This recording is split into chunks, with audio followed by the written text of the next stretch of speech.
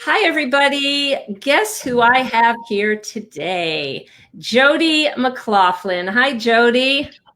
Hello, Lynn. Nice to see you. I'm almost going to cry, so let's have a moment of silence here, and I'll just hold up this beauty, the Compleat Mother. This was a magazine that started in 1985, and Jody was the publisher for the North American territory, or US and Mexico. And this magazine was so iconic. It was one of a kind. There was no magazine out there like this. As you can see on the front cover, this is her daughter Allison and husband Vince. And this is 10 years ago. So her baby is now 10 from this photo. So anyway, Jody and I have been in touch for, say, 25 years and mainly phone conversation. We have never met in person. So this is pretty much the first.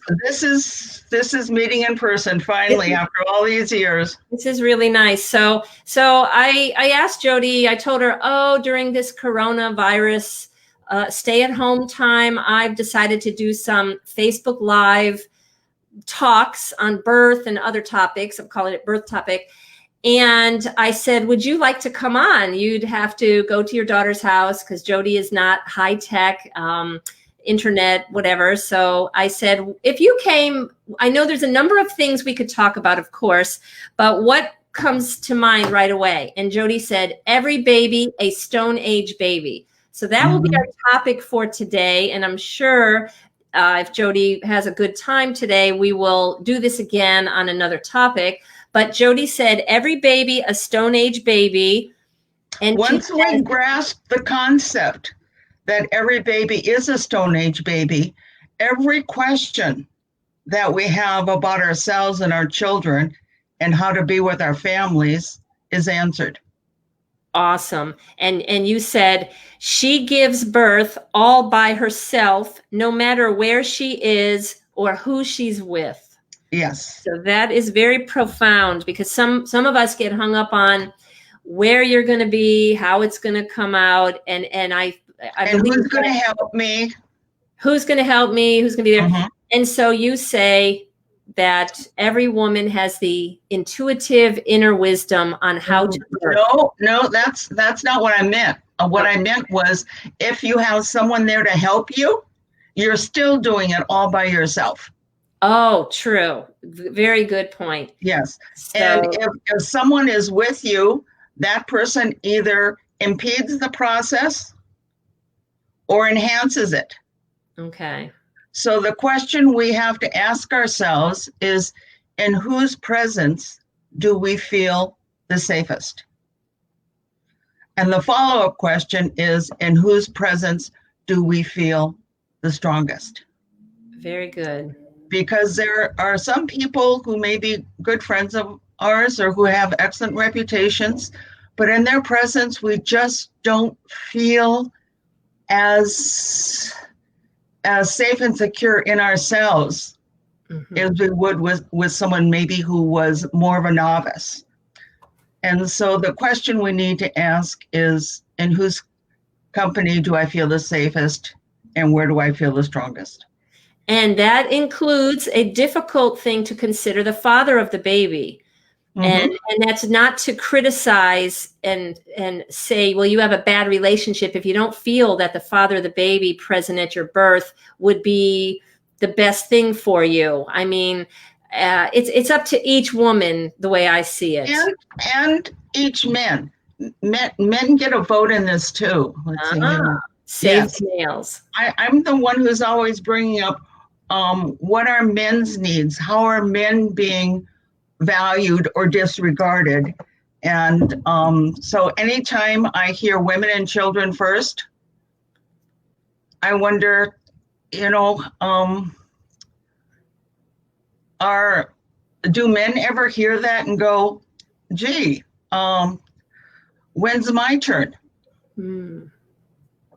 And I'm not saying that men should be first, but what I'm saying is any event or culture that undermines the safety of women and their children also undermine the integrity and the safety of the men. Mm-hmm. Yeah, it's a Because lot. there's a power structure, usually male, not always, but there's a power structure, usually male, that is very disparaging of those that they consider to be under them, and that includes men, women, and children. Mm-hmm. Yeah. So I'm always defending the men. Good. Yes. So let me just welcome again Jody McLaughlin and this wonderful magazine, The Compleat Mother. It is the magazine of pregnancy, birth, and breastfeeding. And I came to know about this, I think, in the late 1990s. And when it would come in the mail, in the afternoon, I was living in Charleston, South Carolina. I dropped what I was doing. I'd go sit on the couch. The kids were off playing, and I would sit there at least a good 45 minutes to an hour, stop my world and read it because it was such inspiration. I wanted to be that kind of mother that was found in these pages. And actually it helped shape my mothering over time as I would just digest it and say, wow, this is beautiful stuff. This is beautiful. In honor of the feminine, of the mother, of the family. And it was the real world I wanted to be in. And, and look how you kept it like a newspaper quality. You didn't make it glossy. It had no glossy ads. It was very authentic. And tens of thousands of women would probably say the same thing. And I just want to say we have Penny Ard saying hello, and Vicky Case. Not sure if you remember Vicky Case. I remember Vicky's name. I can't remember the details. Okay. I remember Vicky's name. She says hi. And it's just, there was nothing. Let me just interject for a moment why I've been gone so long. Okay. I fell apart. Okay. I no longer felt brave or safe. Okay. And a lot of the articles in the magazine were incredibly provocative. Mm-hmm. And one had to be very brave and very secure to put that in print. Mm-hmm.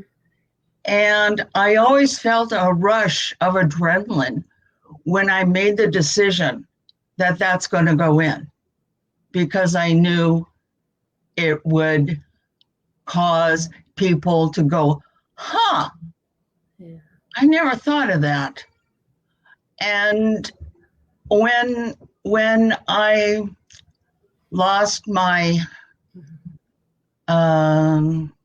feeling of security, where I lost my bravery, I wasn't able to make those decisions. And I had gone through times in the past where I just couldn't pull it together. But I would kind of step back for a couple of weeks, and then I would regroup, and then, I would be ready to go again. Do that. But this time, I just couldn't pull it together. And that lasted for about 10 years. Wow. And I never figured out how to rebound, because I had been a very good rebounder, and I found out that I just couldn't do that. And when I realized what it was that was making life so difficult and painful for me, yeah, I addressed that, something that I had never had the courage to address before because I didn't recognize it. And if anybody is curious or what is she talking about, I just invite you to watch the film. One came out in 1940 or 41, and the other one came out in 1944. Mm-hmm. And both these films are called Gaslight. Oh, yes. And you can go to your library or download them or whatever it is that people do to see movies these days, mm-hmm. and watch both films. Because they highlight different aspect of the gaslighting relationship. Okay. And so we can have maybe another conversation about that another time. But I'm not blaming anyone. I'm trying not to blame myself. But I had no idea that this phenomenon of gaslighting even existed. Right. It's And very so, common today. and I It's had common. no way of recognizing it because I had absolutely no experience with it. And it was a situation where I kept trying to make things better and kept trying to fix things. But the problem wasn't that I wasn't being a superb enough wife or superb enough parent. The problem was that the objective of gaslighting is to compromise one's feeling of integrity. Mm-hmm. Yeah.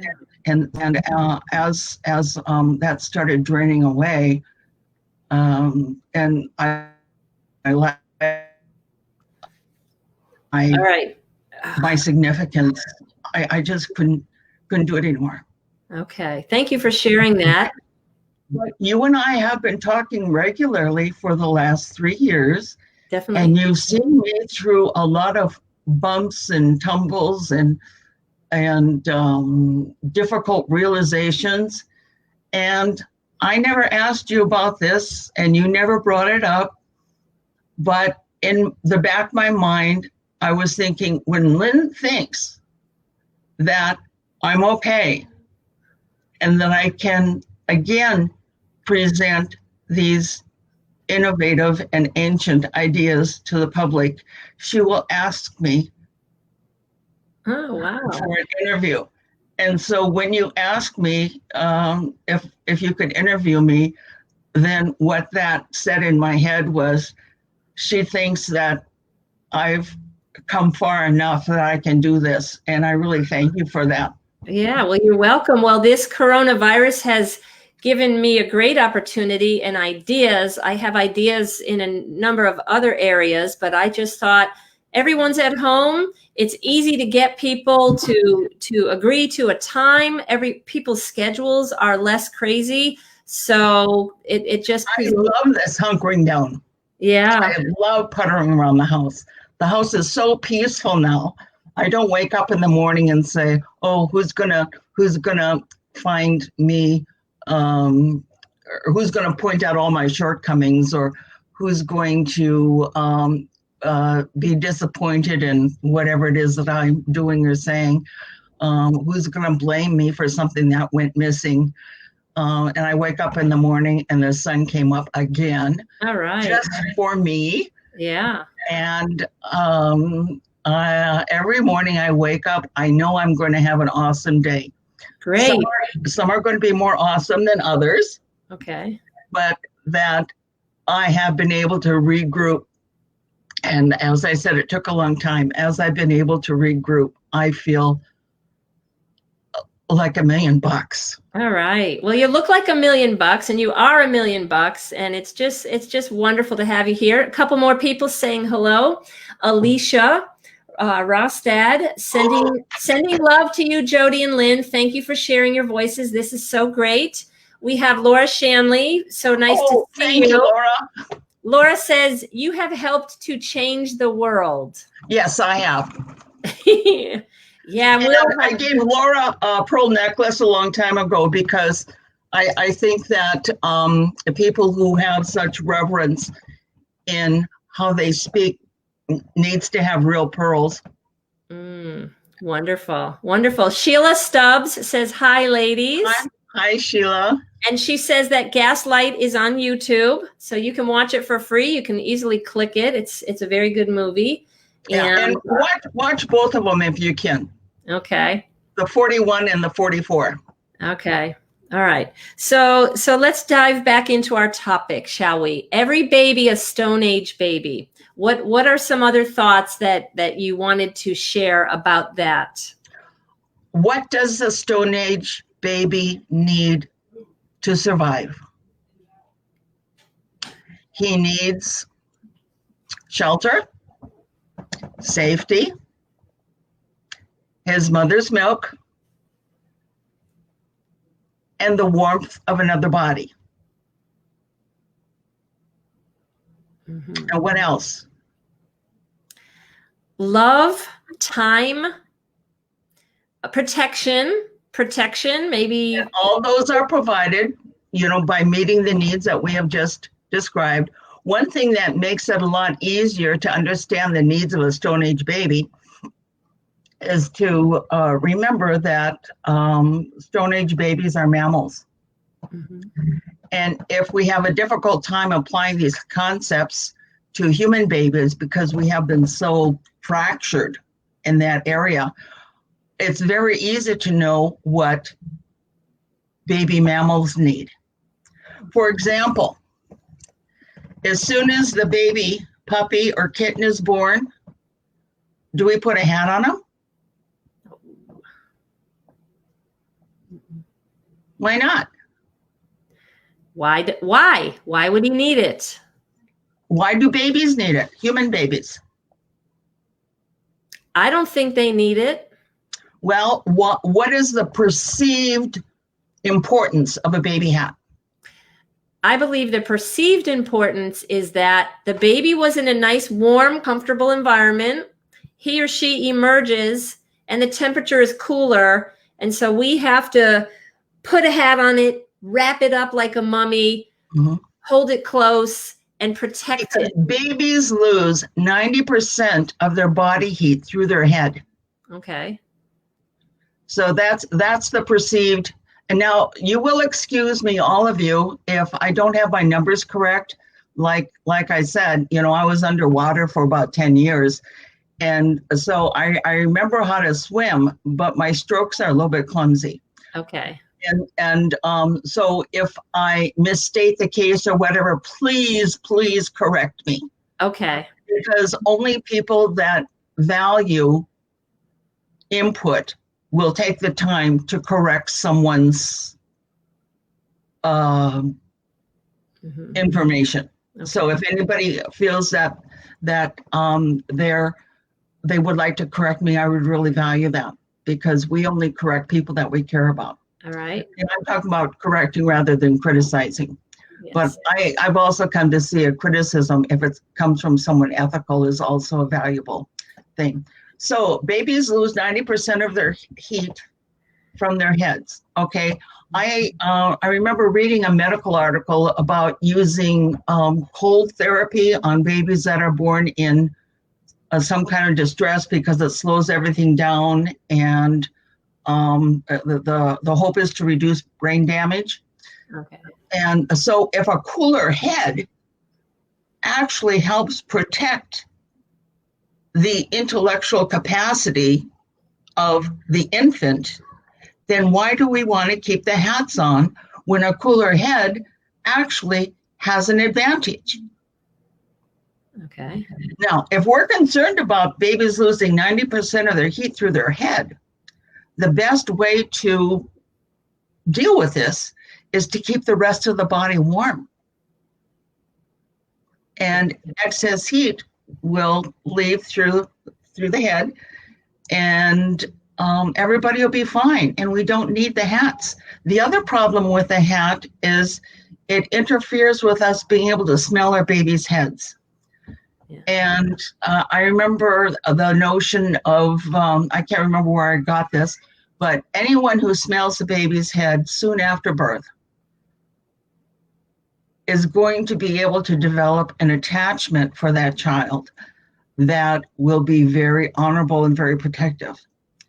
And this is another reason why we shouldn't bathe our babies, because babies like to smell like who they are. Babies do not want to smell, this is my crib sheets. This is my notes for what needs to be discussed. Babies do not want to smell like this. Okay. Babies don't want to smell like or breathe in powder. This stuff. Right. And let's see, do the baby powders still? Yeah, still is talc. Talc is not good. You shouldn't be breathing that stuff in.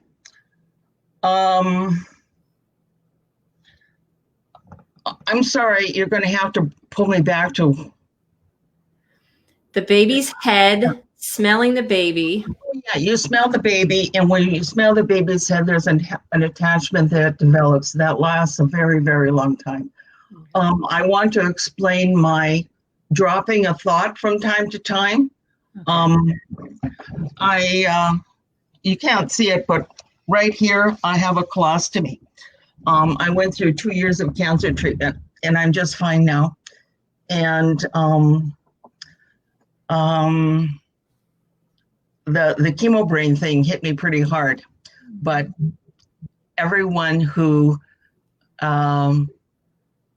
values the effort that I have made in being able to use my mind better appreciates that sometimes I lose a thought, but given a small chance and a little bit of grace, I can get it back again. Of course. Yeah.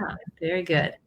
Okay, so the babies, okay, why do babies need to smell the way they smell? Babies love their own smell. And, they're doing this with their hands, when they're really little, and, it's been sucking on them. And interestingly enough, the areola, the dark part of the breast, actually has the same scent as amniotic fluid. And so the babies use this point of reference for finding the breast and, doing the baby crawl up to the breast if given the opportunity to do that. And I'm sure there's some videos out there on that too, the, baby mastering his own ability to take care of what he needs. The thought is the baby who is given the opportunity to army crawl, not the best phrase, but elbow crawl, and find the breast and attach to the breast, that child will incorporate into his or her psyche. I can do it. Yeah. I can do that. And one of the reasons I think this is so important is because I'd like to talk about this some other time, my own conception, my own pregnancy, and my own birth. I'm talking about my birth, not my husband's birth. Right. And the impact that has had on me. I was a forceps baby. And one of my difficulties, throughout my childhood and adulthood, I'm aware of it now, but it still has an impact on me, is I can take things to that far from completion.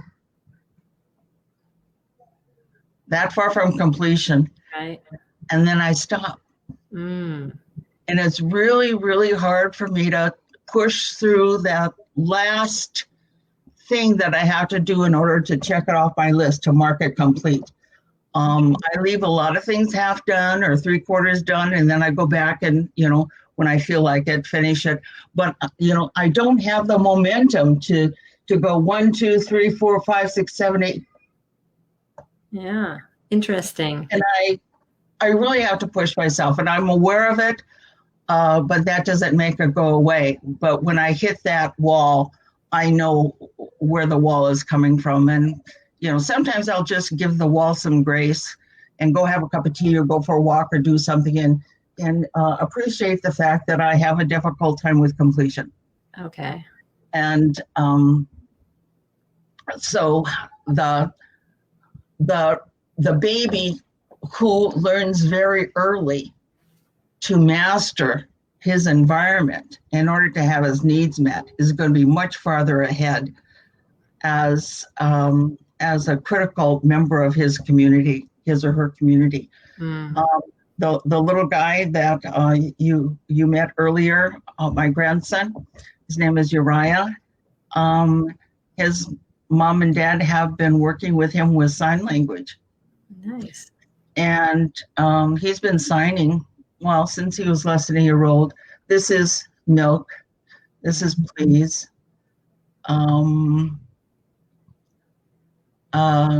He has a lot of other signs for for different things, but that's he took his mom into to his room and went like this, please, and then patted the rocking chair. Okay. And so, he's saying, Mom, would you please sit down and nurse me? Yeah. I mean, what a remarkable thing that is for a child to be able to communicate accurately what they need. And they don't have to throw a fit. Correct. They don't have to have a temper tantrum. They don't have to manipulate. Right. See, every baby, a Stone Age baby, needs a mom to be able to respond to it, to pay attention and to respond. Mm-hmm. So I wonder how many mothers might miss the cues of their babies. What society was it? I can't remember what society, but if it was observed that the baby kept soiling the mother, yeah, with pee and poo, yeah, that this village would determine that the mother and the baby need some time together. Okay. So they would isolate. Mm-hmm. Actually, she wasn't isolated. She was given a little reprieve, a little vacation from all of her other responsibilities. Yeah. And she would be given food and whatever it was she needed as a mammal, so that she could spend this quality time with her baby. So she would learn how to read the baby's cues of when the baby was going to pee or defecate, and then she could just hold the baby away from her body so that they could take care of that. And if she was continually being soiled, it was simply an indication that she had not yet had the opportunity to read the baby's cues. Okay. So they simply gave her some time out, some R&R, okay, where her only responsibility was to be with this beautiful little person that she had given birth to. And oftentimes when we have mothers who aren't quite mothering up, one of the decisions often is to separate them or to send them to classes. One of the questions that I have really enjoyed asking farmers, because I grew up on a farm, that's kind of the base of my knowledge, is, so what do you do if a sluggish cow isn't mothering up properly? First calf, she's just not quite got the hang of it. And I've asked a number of farmers this, and they have given me a very interesting collection of answers. My favorite one actually came from my brother. Mm-hmm. And he said that he will approach the cow, there she is up on the hill, and he can see her, and she's walking around in circles and circles, because every time the baby tries to nurse on her, mm-hmm, she's turning around saying, who is that? What's he doing? Distracted. What's that all about? Because, she's never been to a leg meeting, so she doesn't know. Mm-hmm. Anyway, so he'll walk towards her, mm-hmm, and then he'll call the dog. And she's watching the dog and watching the dog. And my brother's just standing there. Mm-hmm. And she's watching the dog. And what's the dog going to do? What's the dog going to do? And while she's preoccupied by the still, because she has to keep track of where that dog is. And now the baby has a chance to latch on. Okay. Because she's no longer going in circles wondering what this little critter that just showed up, what he's doing. She's watching the dog, because dogs can scare a cow. Yeah. And so she wants to know that she's okay.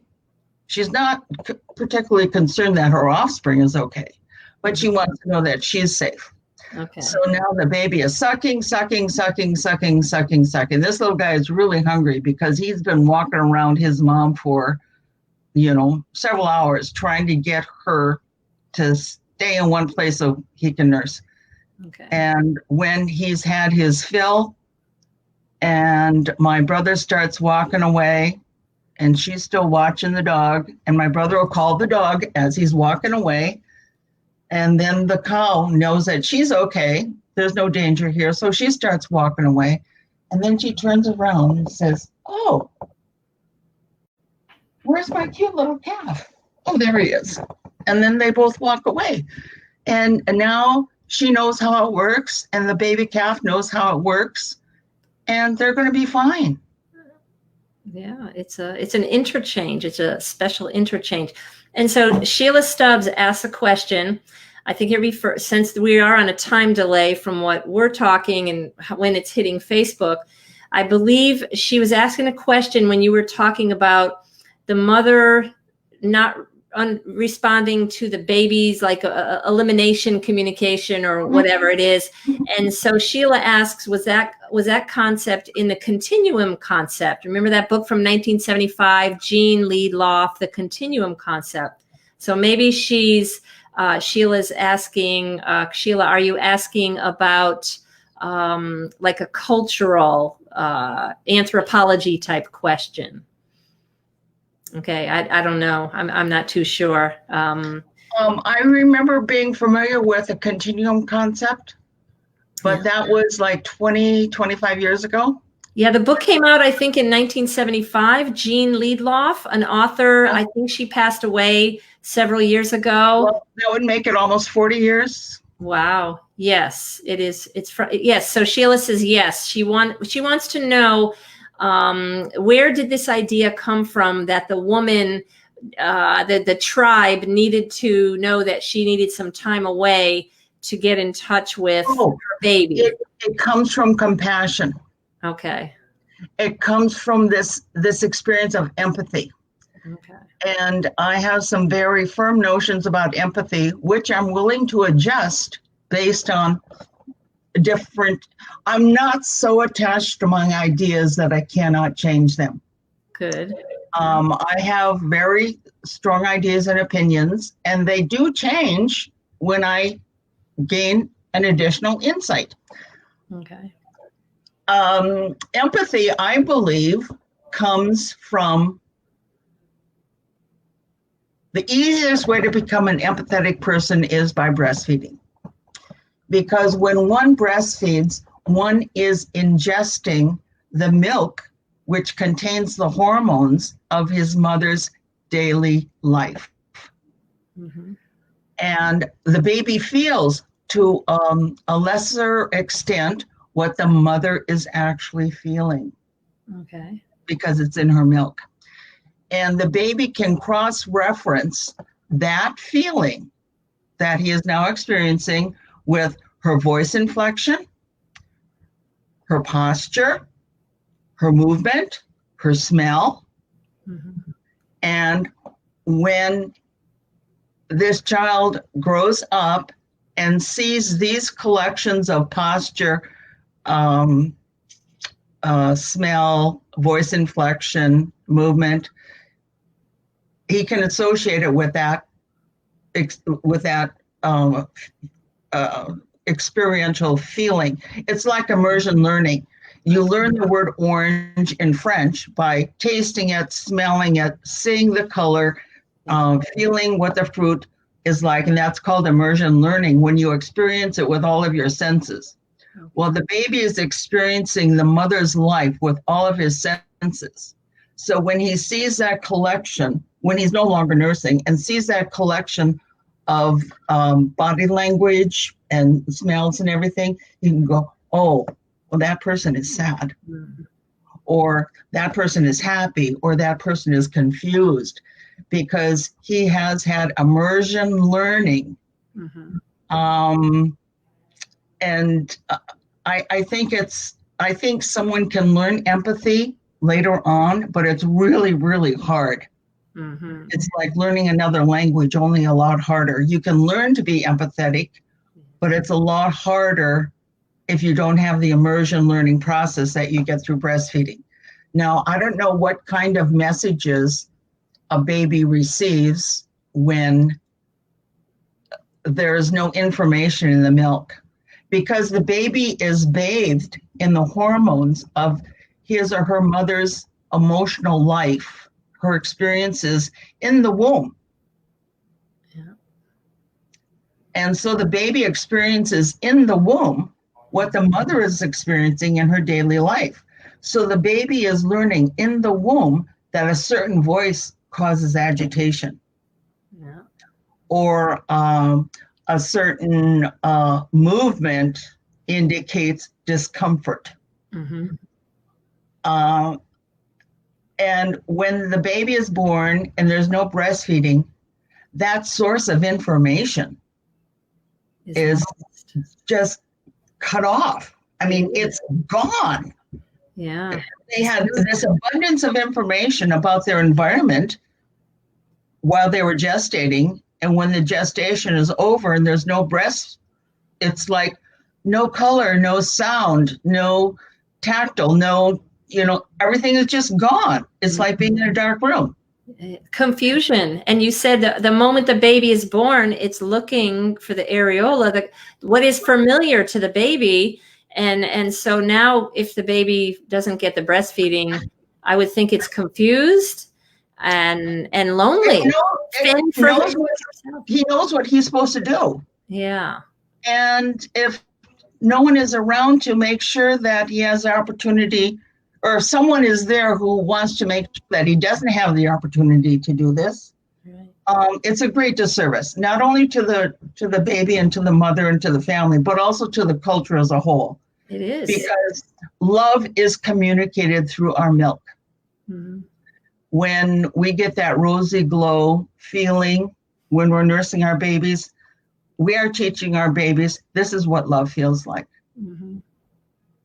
And what's not horrifying, but sad, very disappointing is it's generational.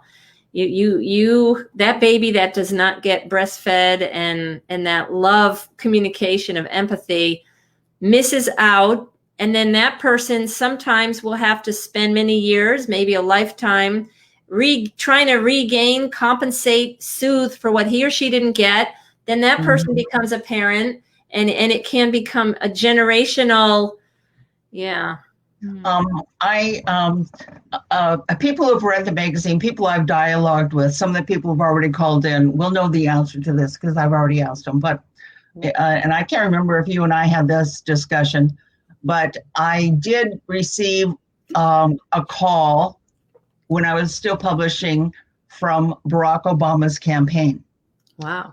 And they wanted to know if I would run something about this. They were looking for publicity.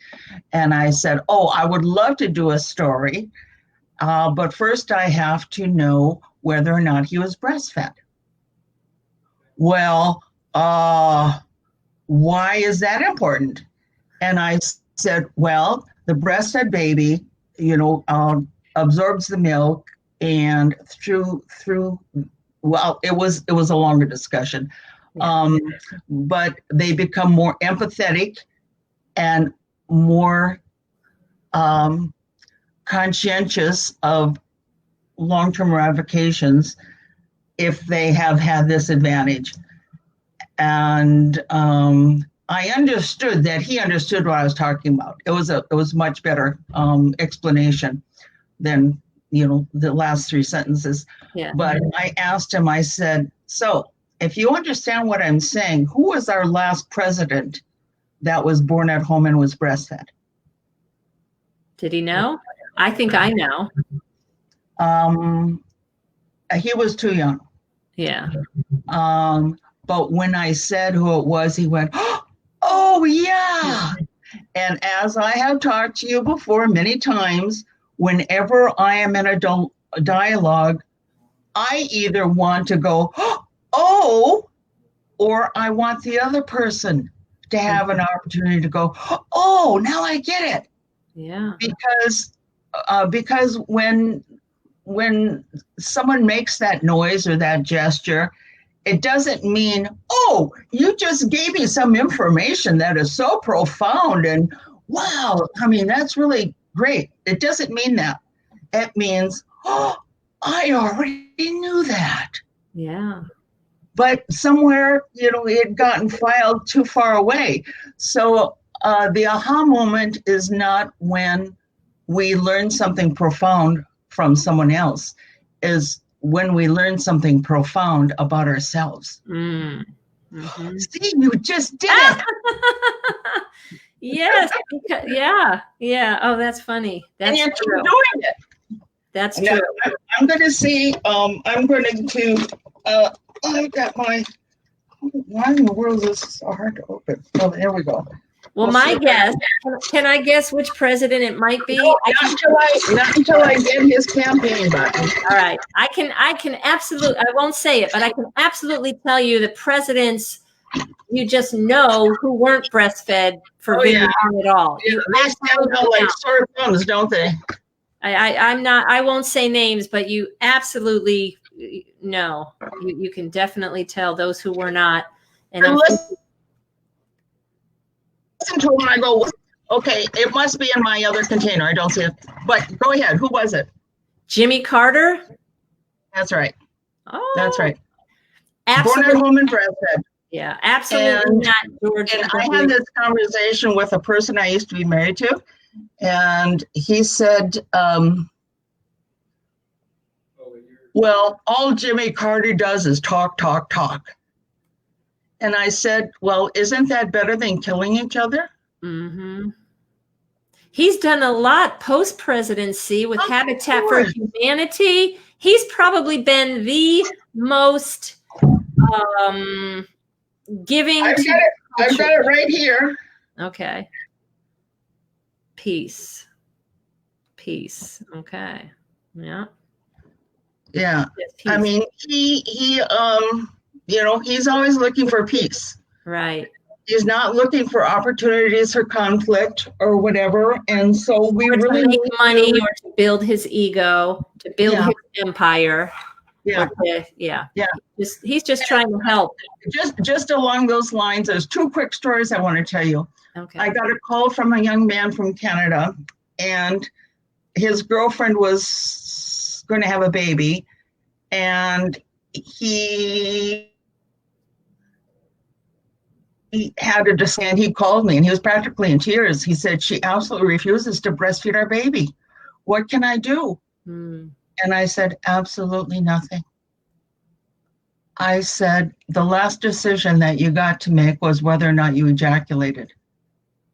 You don't get to make any more decisions. I'm sorry, but there's nothing you can do. And it wasn't long after that, I met a young couple, and they had met in a bar, and he thought she was pretty cute, and she thought he was pretty cute. And so he kind of sidled up to her, and his opening line was, so if we have children, will you breastfeed them? That's a great line. I wish more men would say that. He said, absolutely. And from this comes a whole nother dialogue about it's important to ask for what you need. Yeah. If it's important to you, you have to ask. You have to. Yeah. And she wasn't put off by his question. If she had been put off, he knew that she wasn't the one. Correct. Yeah. Wasn't even close. Yeah. But she responded with a very favorable, of course I would. Yeah. Which was what he was looking for. Good. Nice opening line. Yeah. Did you have one more story too, or those were the two? Those were the two that connect. Yeah. All right. In our culture, there seems to be so much going against women to have a Stone Age baby and to raise a child in some of the ways you've been talking about. What are some ideas in this culture with a lot? I see a lot going against us to have a Stone Age baby. Aha, that is a golden egg. What is that? A golden egg. The enemy of good outcomes is billing codes. Billing codes. Billing codes. The more billing codes a medical event or an event will tap into, the larger the financial gain is for the institution or whatever, I mean, there are lots of institutions, Right. doctors, hospitals, pharmacies, et cetera, et cetera, et cetera. And so let's say a woman agrees to the fetal monitor. Okay. And because she is now required to assume a horizontal position for her labor and her birth, things slow down. Things are more painful. Things are more difficult. So that means, well, now we should probably do an epidural. Well, you know what? It was another billing code. Yeah, that's another billing code. Yeah. And then she has the epidural, and now she can't move, and now she can't feel the need to push. And so, well, now we should probably do an episiotomy or a cesarean or whatever. Yeah. And then that accesses more billing codes. And well, now the baby's not doing so good.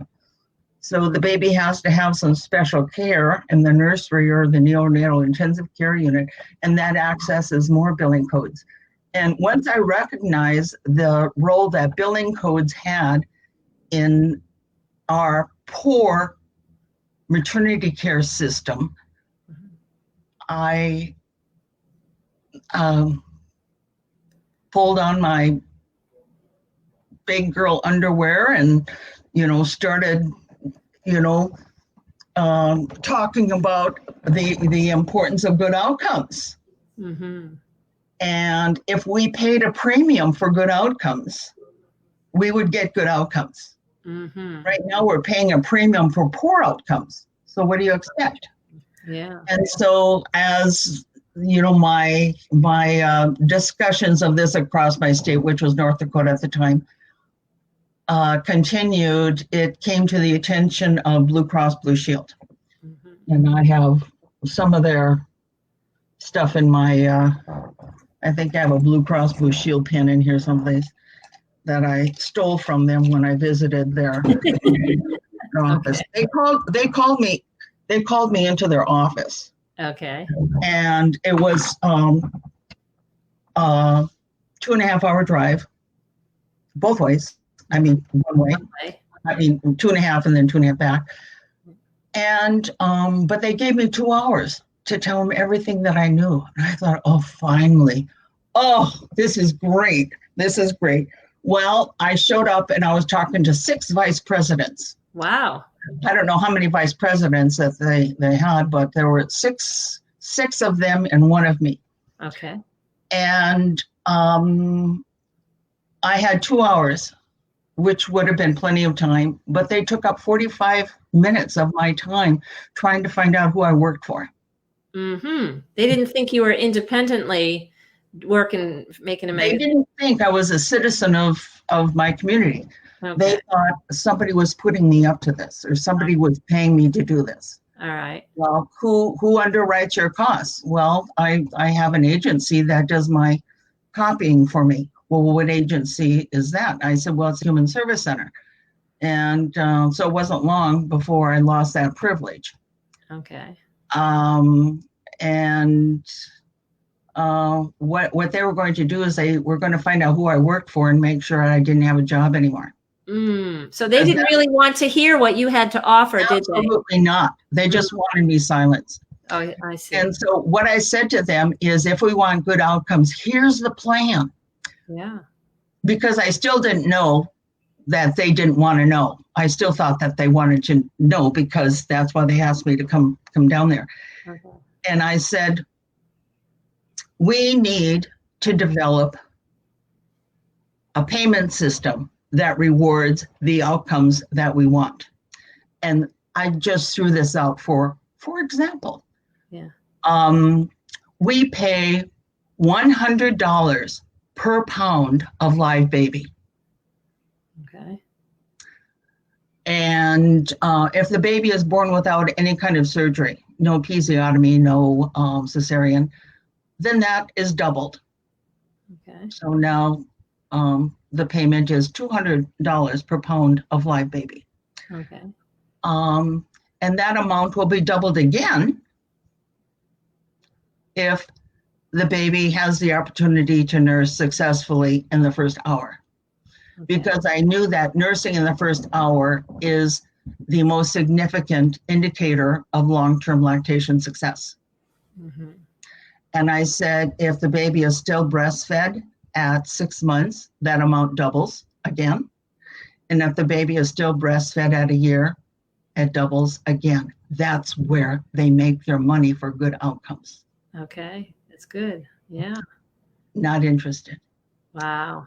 And I said, but look, I grew up on a farm. I mean, this is North Dakota Blue Cross Blue Shield. It's now called Noridian. I don't know what legal hassles they had, but it's not called Blue Cross Blue Shield anymore. Anyway, I grew up on a farm, and if farmers had as poor outcomes with their animals as we have with our humans, they would go broke. Yeah, they would. Mm-hmm. And so what do farmers do to ensure good outcomes?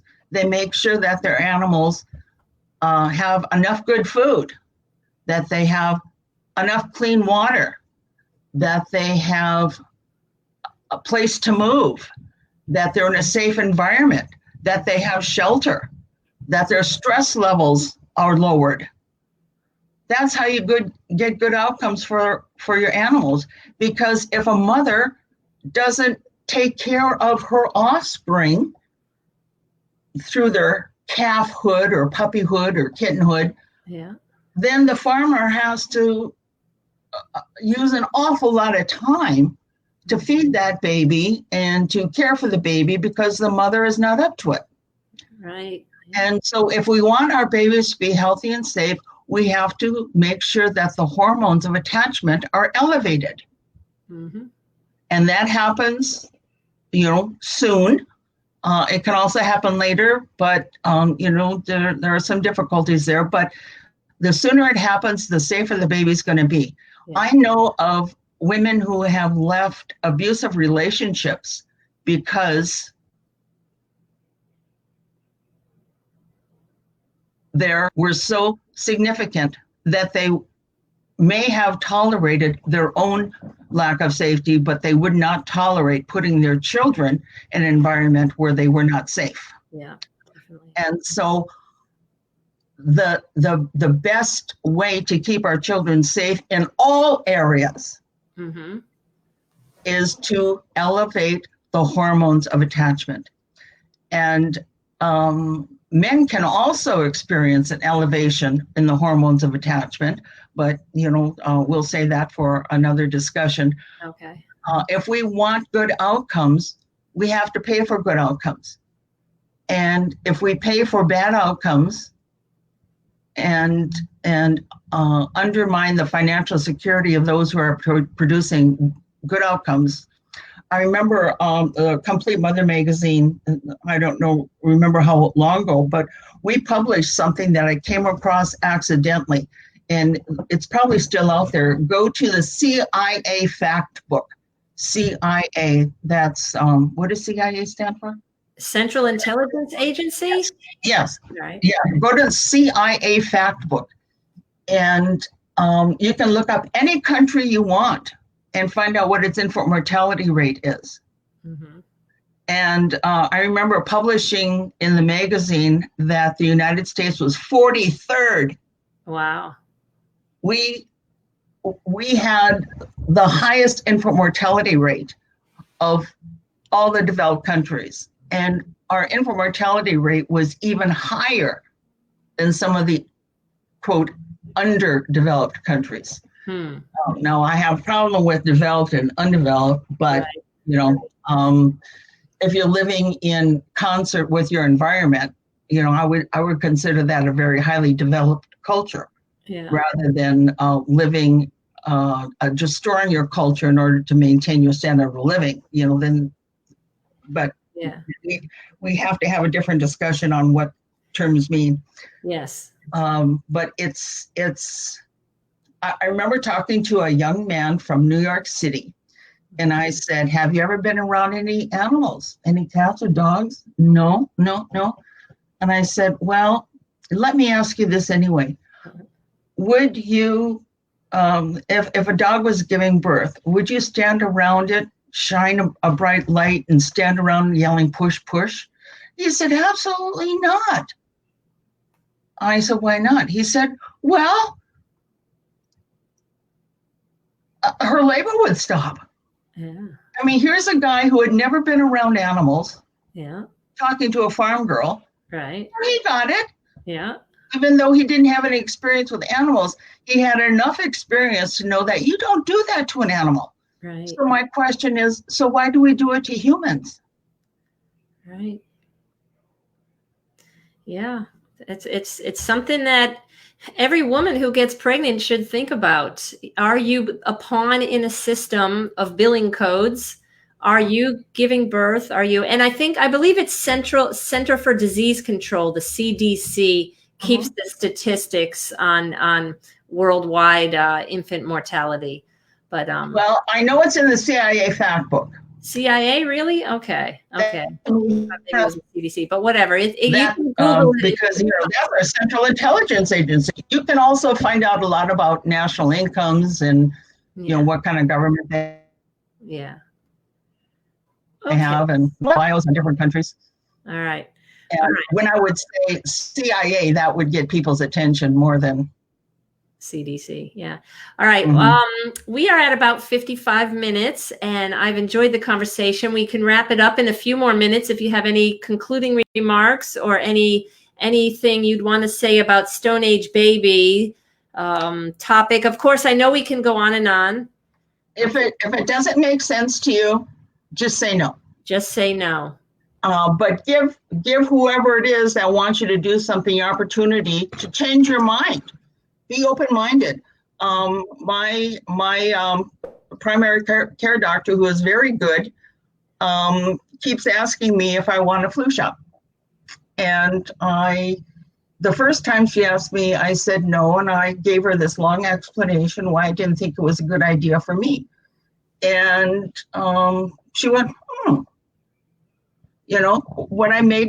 what I said to her made sense, but it still was not acceptable, as far as the medical model goes. Correct. But she knew I had thought about this. Yeah. She knew that I was considering the ramifications of this for myself.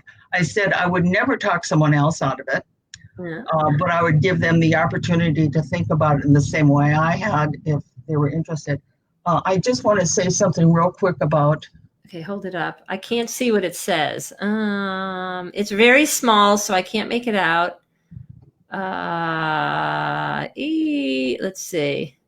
The March of Dimes. March of Dimes. Oh, yeah. Yeah, the March of Dimes originally was about polio, and the worst thing that could ever happen to a volunteer health organization happened to the March of Dimes, which was, and I'm not going to argue the vaccine issues, but it was determined that the March of Dimes was no longer necessary because polio had been conquered. Okay. And the March of Dimes bigwigs got together and went, oh no, what are we going to do? We've been successful. This is the worst thing that could ever happen. We'll have to end our organization. Why don't we take on an issue that we will never solve? Well, what would that be? Well, how about birth defects? Mm-hmm. Because we're always going to have birth defects because nature makes mistakes and things happen. And so why don't we take that on as a cause? And they went, oh, that's great. You just saved our butts and our jobs and everything. And so it morphed into not only preventing birth defects, but it was then determined that low birth weight is also a birth defect. Oh, wow. And so now they're preventing birth defects and premature births. Mm-hmm. And they are just hot on the we've got to find a drug. We've got to find a test. We've got to find some kind of a mechanical medical device that is going to give us good outcomes. And it was about this time that I was doing some letters to the editor in my community, and I was recruited by the March of Dimes. I Wow. thought, wow, somebody who's got some funds has noticed me, and now, you know, we can move this thing along. Well, I kept harping on nutrition. Yeah. They finally had to let me go Of course. because I wasn't interested in finding a pharmacological solution for this. Mm-hmm. Because I knew from my farm, good food, clean water, safe environment, lowered stress. Yeah.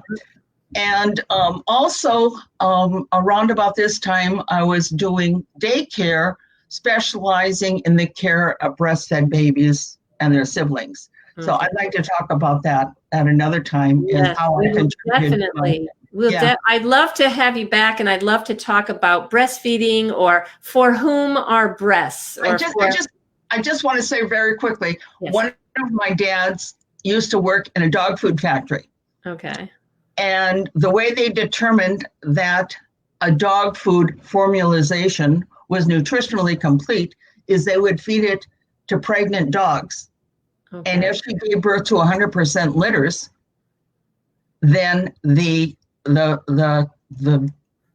food Manufacturers components were considered to be adequate. Okay. And then when I shared this with a March of Dimes, it was like, well, people aren't animals. Oh gosh, they weren't really looking for a solution. They were looking for a purpose. They wanted a medical solution. Mm-hmm. Yeah, I think of another organization, maybe the Susan B. Komen for breast cancer. That are they looking for a solution, or are they looking for money to keep the organization going? I don't know. Well, every volunteer health organization is suspect. Yes. Unless you get in there, and because I won't say anything about the Coleman Society because I don't know. I only speak that way about the March of Dimes is I was there. I was the one who was let go. True. I was the one who got there early to change the room arrangement from classroom style to circular open discussion. Right. And our director came into the meeting. He says, "This isn't what we asked for." And she said, "Well, we had it set up like that last night. I don't know what happened." And I'm going, That's funny. I got there early and changed room arrangement because I wanted to change the dynamics of the discussion. All right. And I got found out. Yep.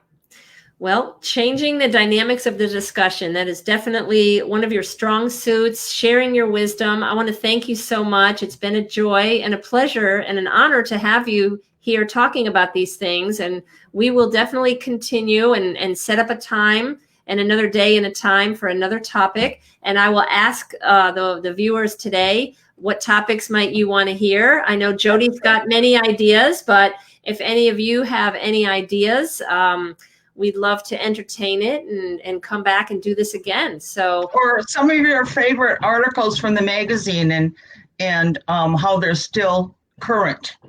Because one thing about the magazine is every article and every issue is still current because nothing has been solved. Mm-hmm. We still do not recognize the significance of how we treat people and how those people treat their offspring. Mm-hmm. We know that if we want a dog to be safe in our family with our children, the dog must have been treated well from birth by the mother, and then, incorporating humans into the care and affection that a dog will feel. Yeah. And if we mistreat a dog, there will be harder to trust with our children. And so the same thing, it's the same thing with humans. Yeah. We need people to be well treated, period. Amen. Kindness. Yeah, definitely. That's a great note to end on. So thank you so much, Jody. Have a good day, and we'll see you. I'm going to have a wonderful day, week, month, year. Good. I'm declaring myself cancer-free, Yeah. And it was a very interesting experience. I learned a lot about the goodwill of others. And I'm just so happy to be here. Thank you so much. Thank And you. I look forward to feedback and criticisms, or what did I call them before? Not criticisms, but corrections. Corrections. Yeah. Yeah, it means that we can still pay attention, because I am paying attention. All Thank right. you. All right. Thank you, Jody. All right. We'll see you next time. All right. Bye.